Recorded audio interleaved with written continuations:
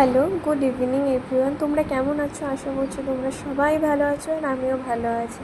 তো আমি চলে আসলাম তোমাদের সাথে বিকালের একটি স্ন্যাক্স বানানোর রেসিপি নিয়ে। তো আজকে আমি বানাতে চলেছি আলু দিয়ে একটি স্ন্যাক্স, আলুর চপ বলতে পারো। তো এটি খুব টেস্টি এবং বিকালের স্ন্যাক্স হিসেবে খুব ভালো খেতে। তো চলো দেখতে থাকো যে আমি কী করে স্ন্যাক্সটা বানাই। তো প্রথমেই আমি আলুটাকে সেদ্ধ করে গ্রেট করে নিয়েছি।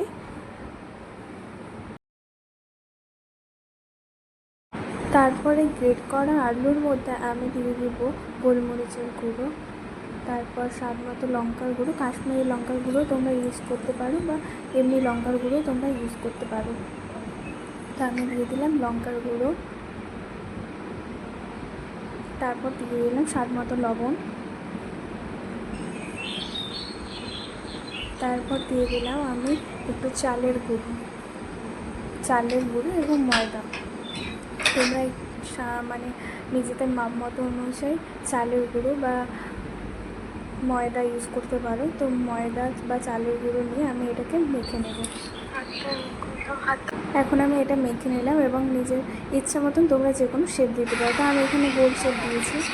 গোল শেপ দেওয়ার পর কড়াইয়ের মধ্যে তেল গরম করতে দিয়েছি। গরম তেলের মধ্যে আমি গোল গোল করা আলুর যে শেপটা দিয়েছিলাম সেটা আমি এখানে ছেড়ে দিলাম।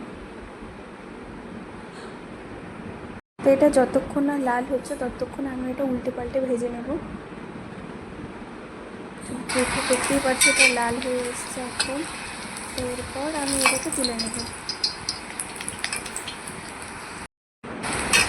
তো এরপর আমি তুলে নিলাম। তো এবার আমি ভেঙে তোমাদেরকে দেখিয়ে দিচ্ছি যে কীরকম হয়েছে। তো খুব টেস্টি খেতে এবং তোমরাও বাড়িতে এটা ট্রাই করে দেখতে পারো। বিকালের স্ন্যাক্স হিসাবে খুব ভালো খেতে।